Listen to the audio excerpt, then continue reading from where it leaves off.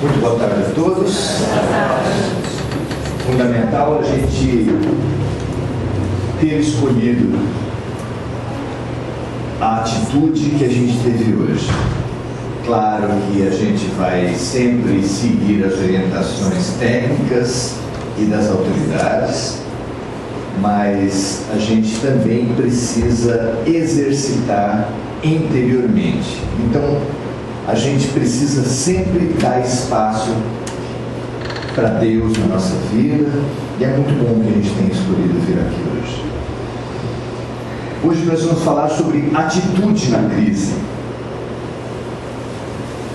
Porque a atitude na crise é uma das coisas mais importantes para nós. Porque numa crise, como em tudo, cada um tem a sua função. Cada profissional, cada autoridade, cada técnico e a população, cada um tem a sua função. E a nossa função, aquela parte das crises que só compete a nós, o que é? Nós temos uma coisa que só compete a nós, é a maneira como nós vamos viver essa crise, como nós vamos nos portar perante essa, que faz parte de um contexto. A gente não pode se dizer tão surpreso assim, porque vários profetas anunciaram dores e doenças e catástrofes naturais durante a transição planetária, e um desses profetas é o nosso Jesus Cristo. Lá no sermão profético, esses acontecimentos estavam apontados. Vale a pena a gente ler de novo, está em, por exemplo, Marcos 13, mas também no capítulo 25, se não me engano, de Mateus. A gente pode visitar novamente para entender esses nossos tempos e pensar sobre qual será a melhor atitude, que é essa nossa tarefa de hoje, exercitar nesse sentido. Há mais de 10 mil anos atrás, os sábios da antiguidade, e naquele tempo havia seres humanos com um nível de conhecimento muito superior ao nosso de hoje, tanto é que eles deixaram obras que nós não somos capazes de repetir, como as pirâmides, né? Então, havia seres, não é falar que toda a humanidade, mas havia uma elite de considerados deuses. Eram os deuses dos astronautas. Haviam deuses naquele tempo, homens que eram tão superiores que deixaram maravilhas para nós. E algumas dessas lições eles deixaram por símbolos. E um símbolo que perpassa toda a antiguidade é o símbolo da esfinge. Então, se você for lá nas pirâmides de Gizé, você vai ter também a esfinge, mais uma das múltiplas esfinges que povoavam todo o Oriente naquele tempo. E as esfinges se faziam acompanhar de um desafio para a humanidade. E esse desafio parece que não envelheceu, apesar de tantos milênios terem passado. O desafio da esfinge falava assim: decifra-me ou te devoro. Puxa, tem que decifrar ou então seremos devorados? O que será? O que será que os luminares, os seres mais evoluídos em um certo aspecto que existiam naquele tempo, nos deixaram? Que códigos existiam dentro disso? Bom, primeiro, o que são as esfinges? As esfinges são seres que a metade de baixo são animais e a metade de cima humanos. Ok. O que será que há num símbolo como esse? Ninguém pode ter a arrogância de se pretender a mensagem final, a interpretação final. Cada um pode interpretar. Quem será que é meio bicho, meio gente? Quem vocês acham? Cada um vai fazer a sua análise, né? Eu, por exemplo, me acho. Acho que de vez em quando o bicho pega, a gente não fala quando o bicho pega, O bicho nem sempre é de fora, o bicho às vezes pega a gente mesmo. A gente às vezes está bem, vai mexer no nosso ponto fraco, a gente vira. Pois é. Será que é à toa que a gente fala assim? Talvez não. Decifra-me ou te devoro. Especialmente nas situações de crise. Como é que a gente vê isso? Por exemplo, enchentes, tragédias envolvendo água. Quando uma pessoa está se afogando, qual é um dos componentes atitudinais mais importantes para uma pessoa se afogar? Numa piscina, num rio, no mar? Qual é? O componente emocional. Quando a gente fica tomado pelo quê? Pelo pânico, por exemplo, a gente retém muito pouco ar. Sabe o que acontece com uma boia com pouco ar? Ela deixa de ser boia e ela afunda. Além do fato de se debater, de gastar energia inutilmente, porque a coisa típica do pânico é se debater, gastar energia inutilmente. E vamos ao outro oposto? Fogo. É muito comum que nos eventos com fogo as pessoas que morram pelo desespero, morram nas escadarias, umas pisando nas outras, umas empurrando as outras na escadaria. É novamente o pânico. Isso quer dizer o quê? Que a nossa atitude tem no mínimo tanta importância quanto os eventos em si. Vocês concordam? Nesse momento, será que é isso? Eu, apesar de ser assistente social, como todos vocês, nós temos algumas informações a respeito da área de saúde e nós sabemos o quanto as emoções interferem no sistema imunológico. Nós sabemos que, por exemplo, as pessoas que estão tristes, deprimidas, desesperadas, tomadas pelo medo, o seu sistema imunológico baixa. Quem tiver em dúvida disso deve pesquisar. Todos nós, aliás, devemos pesquisar. Há experimentos que são feitos nesse sentido de pacientes que se consideram pessoas de fé e pacientes que estão no estágio de tristeza, de depressão.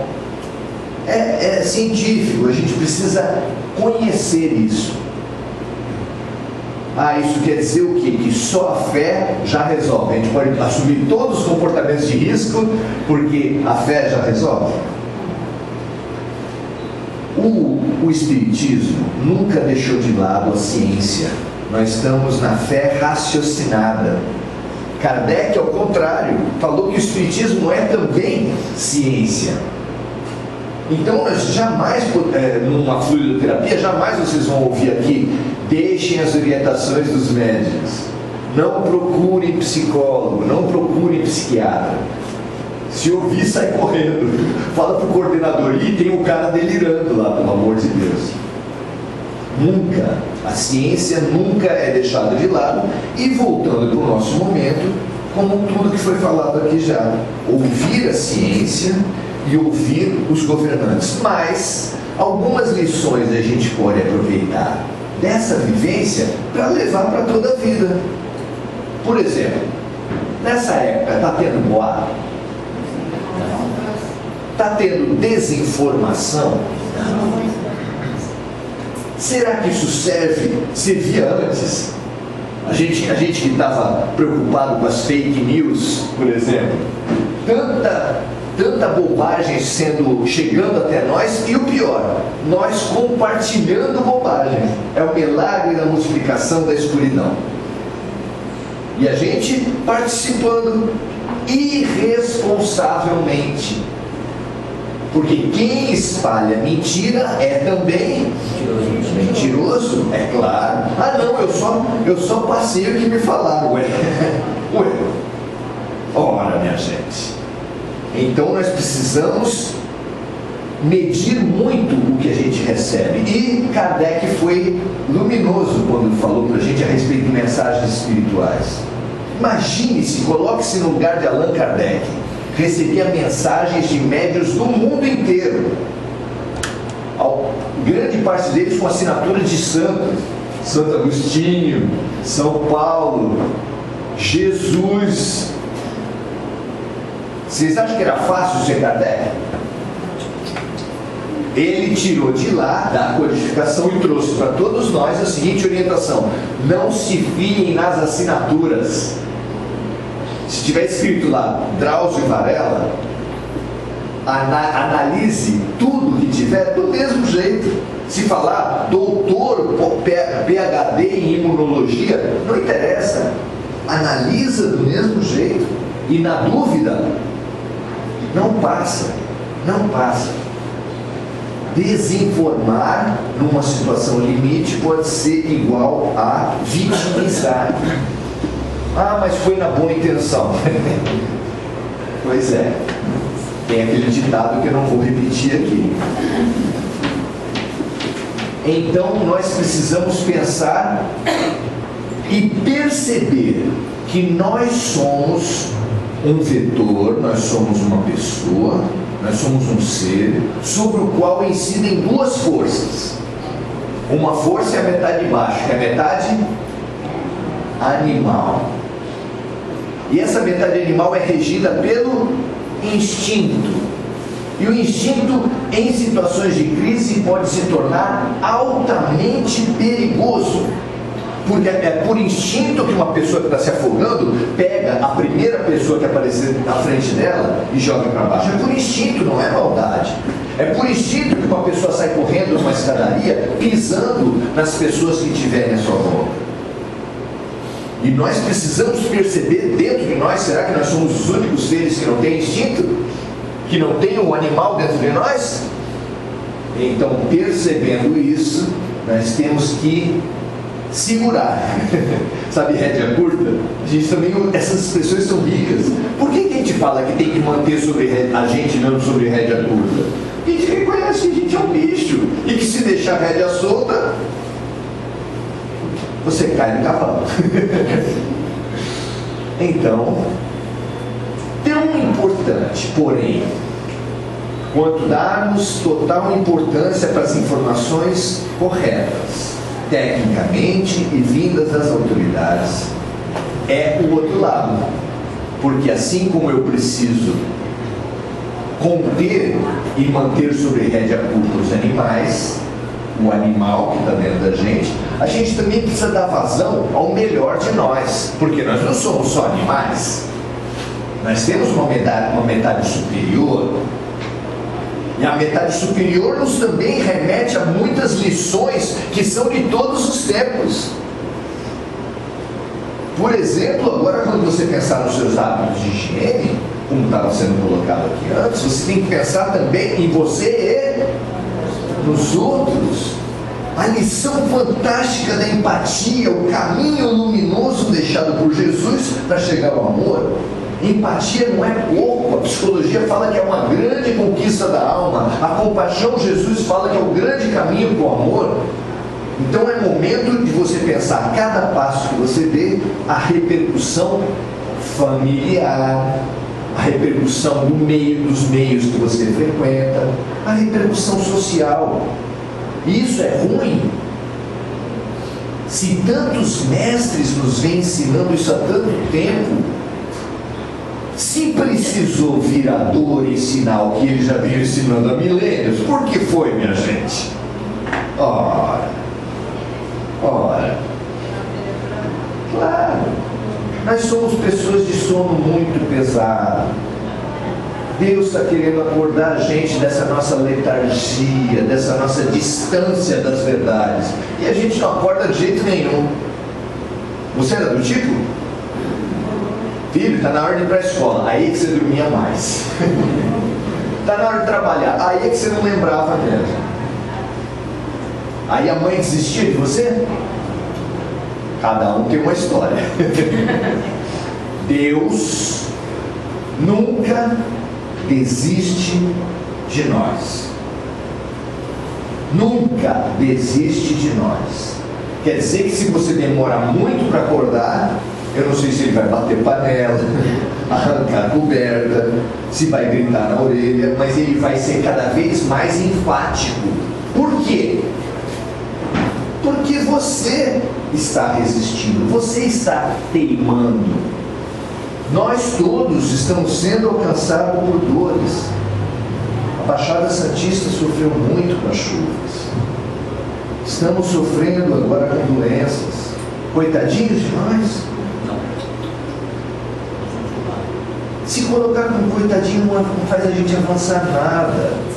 Criancinhas mimadas são coitadinhas e elas não avançam porque elas são vítimas do mundo. Chega de coitadismo. É momento de pensar no outro, de solidariedade sempre que possível e de desenvolver a fé. Informar-nos, repassar informações que forem importantes, repassar orientações, seguir as orientações, mas desenvolver a fé, inclusive em fortalecimento ao nosso sistema imunológico. Quem tiver internet, pesquise. Você já ouviu falar de efeito placebo? Todos nós já vivemos efeito placebo. Você às vezes ficava nervoso, a mãe dava água com açúcar e melhorava. Às vezes fazia um machucadinho qualquer, sabe aqueles que nem ferida faz? Então a criança cai, faz um escândalo, a mãe vai lá e pega uma água e fala assim, vai curar. E cura, melhora tudo. Efeito placebo são experimentos. Se você pensa, vai ficar mais fácil, porque as palavras diferentes são mais fáceis de pesquisar na internet. Coloca placebo. Então é assim, eles pegaram um remédio branquinho e fizeram com farinha, da mesma forma, um remédio como aquele. Pegaram um grupo grande, isso não é um grupo pequeno que se faz, pegaram um grupo grande, deram metade o remédio, metade a farinha. E o resultado foi o mesmo. O resultado de melhoria foi o mesmo. Por quê? Porque grande parte da cultura, grande parte da cura, grande parte da melhoria da gente está na nossa mente. Vós sois deuses. Nós temos poderes enormes dentro da gente. Ah, então se a gente rezar bastante não vai pegar, Maurício? Pelo amor. Se nós estivermos bem integrados com Deus, certamente nós vamos viver tudo que a gente tem que viver da melhor maneira possível. Chico Xavier teve doença? Alguém conhece? Ele teve alguma doença? Ele falou que a vida não lhe deu uma esposa, que por situações da vida dele, ele não podia casar. Mas ele estava casado a vida toda com a dona Angina. Ele teve doença a vida toda dele. Ah, então isso quer dizer que gente boa, gente iluminada, gente do bem também fica doente? Também fica doente. A diferença não é ficar doente ou não, é como viver a situação. Vivamos o que tivermos que viver, mas vivamos com confiança no Papai do Céu. O Papai do Céu está dando água com açúcar para a gente. Só que a água com açúcar que ele dá é daquelas que fortalece, daquelas que revigora, daquelas que ajuda a gente a viver melhor. E Chico, fechando o nosso raciocínio, com uma passagem que todos vocês já conhecem também, quando estava numa crise terrível, ele também ficou fora de si. Aliás, ele ficou fora de si como a gente ficaria, tem aquela do avião, ele surtou, que Emmanuel falou para ele para chorar com educação, e ele até hoje não sabe como ele faz isso. Mas num momento de muita crise, ele pediu para Emmanuel, sempre aquele guia rígido, do lado dele que pedisse uma palavra para Maria. E a situação era tão drástica, tão difícil para Chico, que Emmanuel foi. Como assim? Emmanuel foi menino de recado até Maria de Nazaré. E lá, a nossa mãe, ele ouviu uma palavra que talvez sirva para todos nós. Uma palavra que pode decepcionar as pessoas. Ah, Maria resolveu o problema dele? Ela falou assim: isso também passa. E Chico era tão sensível, tinha tanta fé, tanta proximidade com Maria, que ele mandou esculpir uma plaqueta de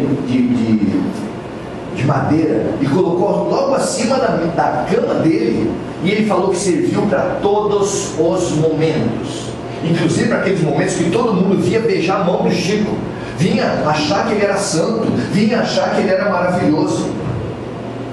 Ele lia aquilo e falava o quê? Isso também passa. E para os momentos ruins, para os momentos difíceis, Maria vem hoje até nós e vem dizer: isso também passa. E a oração dela ganha um novo significado para a gente hoje. E a gente pode se juntar, dar a nossa mãozinha para a mamãe, né? Beber a água dela e ouvir e falar para ela: Ave Maria, cheia de graça, o Senhor é convosco. Bendita sois vós entre as mulheres, bendito é o fruto do vosso ventre, Jesus. Santa Maria, Mãe de Jesus, rogai por nós, pecadores, agora e na hora dos nossos desafios, dos nossos aprendizados, das nossas curas, das nossas passagens. Que assim seja, graças a Deus. Obrigado.